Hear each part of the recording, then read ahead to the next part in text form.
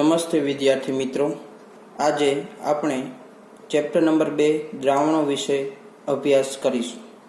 દ્રાવણો વિશે અભ્યાસ કરતા પહેલા તેનું મહત્વ આપણા માટે શું છે અને કઈ જગ્યાએ તેનો ઉપયોગ આપણે કરીએ છીએ એ જાણવું જરૂરી છે.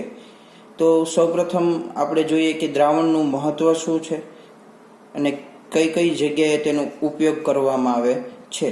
તો સામાન્ય જીવનમાં આપણે જોઈએ તો ભાગ્યે જ આપણે કોઈ શુદ્ધ સ્વરૂપે રહેલી પદાર્થ છે એના સંપર્કમાં હોઈએ છીએ અથવા તેનો ઉપયોગ કરતા હોઈએ છીએ. મોટા ભાગના પદાર્થો છે એ બે કે તેથી વધારે શુદ્ધ જે ધાતુઓ છે અથવા પદાર્થો છે એનું મિશ્રણ હોય છે અને એનો ઉપયોગ કઈ જગ્યાએ કરવો અને એની અગત્યતા શું છે એ દ્રાવણમાં જે પદાર્થોને મિશ્ર કરવામાં આવેલા છે તેની ઉપર આધાર રાખે છે. તો આપણે રોજિંદા જીવનની અંદર આવા કેટલાક મિશ્રણોનો ઉપયોગ કરીએ છીએ તેના વિશે માહિતી મેળવીએ તો એમાંથી પહેલું છે બ્રાસ, જેને આપણે પિત્તળ તરીકે ઓળખીએ છીએ અને જે કોપર અને ઝીંક આ બંનેનું મિશ્ર ધાતુ છે. બીજા નંબર ઉપર છે જર્મન સિલ્વર, જે કોપર, ઝીંક અને નિકલ આ ત્રણ ધાતુઓ છે જેના મિશ્રણથી બને છે. ત્રીજા નંબર ઉપર છે બ્રોન્ઝ, જેને આપણે કાંસુ કહીએ છીએ અને જે કોપર અને ટીનની મિશ્ર ધાતુ છે. આ બધા જ ની અંદર કોપર છે એ મુખ્ય ધાતુ તરીકે છે, પરંતુ આ બધાના જ ગુણધર્મો તદ્દન એકબીજાથી જુદા હોય છે.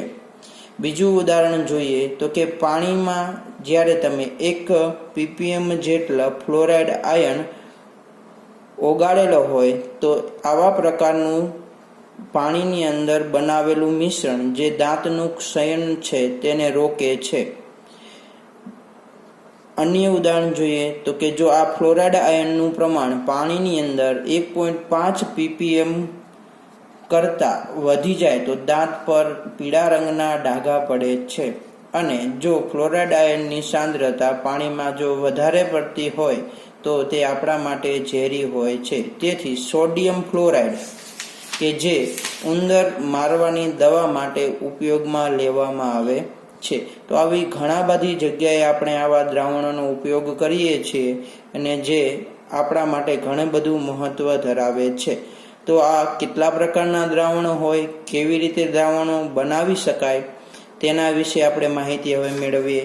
તો દ્રાવણોના પ્રકાર સમજતા પહેલા દ્રાવણો વિશેની કેટલીક માહિતી આપણી પાસે હોવી જરૂરી છે. તો એની અંદર વાત કરીએ તો સૌપ્રથમ દ્રાવણ કહેવાય કોને, એટલે કે દ્રાવણ એટલે શું, તો એ સમજીએ તો કે બે કે તેથી વધુ પદાર્થોના એકરૂપ મિશ્રણને દ્રાવણ કહે છે. એકરૂપ અથવા સમાંગ મિશ્રણ જે છે તેને આપણે દ્રાવણ કહીએ છીએ. તો આ દ્રાવણ છે એની અંદર બે કે તેથી વધુ પદાર્થોને મિશ્ર કરવામાં આવે છે. આ દ્રાવણો છે બે ઘટકોનું બનેલું હોય છે, જેની અંદર એક દ્રાવક હોય છે અને બીજો દ્રાવ્ય હોય છે. દ્રાવક વત્તા દ્રાવ્ય બરાબર દ્રાવણ કહેવામાં આવે છે. અન્ય વ્યાખ્યા સ્વરૂપે લખવું હોય તો દ્રાવક એટલે શું તે સમજીએ. તો જે દ્રાવણ છે એ દ્રાવણની અંદર સૌથી વધુ પ્રમાણ જે ઘટકનું હોય તેને દ્રાવક કહેવામાં આવે છે. અને દ્રાવ્ય એટલે શું, તો કે દ્રાવક સિવાયના, એટલે કે દ્રાવણની અંદર દ્રાવક સિવાયના એક અથવા એકથી વધારે ઘટકો જે દ્રાવણની અંદર હાજર હોય છે તેને દ્રાવક કહે છે. આ દ્રાવણની અંદર દ્રાવક સિવાયના જે ઘટકો હાજર છે જેને આપણે દ્રાવ્યો કહીએ છીએ એ દ્રાવ્યો એકથી વધુ પ્રમાણમાં હોઈ શકે છે. પણ જ્યારે દ્રાવણમાં એક જ ઘટક દ્રાવક હોય છે, દ્રાવકની સંખ્યા એકથી વધારે હોઈ શકતી નથી. દ્રાવણ છે એની ભૌતિક અવસ્થા કેવા પ્રકારની છે તે દ્રાવક જે અવસ્થાની અંદર હોય તેને આધારે અથવા તેની ભૌતિક અવસ્થા પરથી નક્કી કરી શકાય છે. હવે આપણે કેટલાક દ્રાવણના ઉદાહરણો જોઈએ. તેમાંથી આપણે આકૃતિ દ્વારા 2 ઉદાહરણો સમજીએ. દાખલા તરીકે આપણે કોઈ એક બીકરની અંદર NaCl નું જલીય દ્રાવણ ભરેલું છે. તો એનો મતલબ છે કે દ્રાવક તરીકે આપણે પાણી લીધેલું છે, 1 લીટર પાણી લીધેલું છે અને એની અંદર NaCl, જેને આપણે મીઠું કહીએ છીએ, 0.5 ગ્રામ જેટલું NaCl અંદર ઓગાળેલું છે.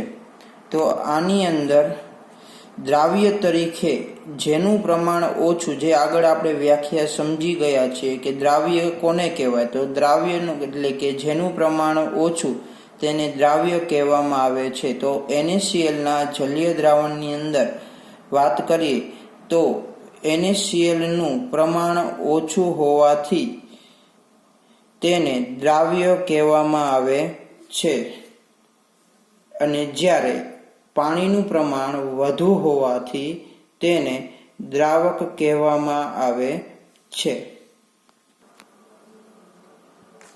તો NaCl ના જલીય દ્રાવણ માટે આપણા માટે પાણી છે એ દ્રાવક છે અને NaCl છે એ આપણા માટે દ્રાવ્ય છે, અને આ બંનેના મિશ્રણ દ્વારા બનતા દ્રાવણને NaCl નું જલીય દ્રાવણ કહે છે.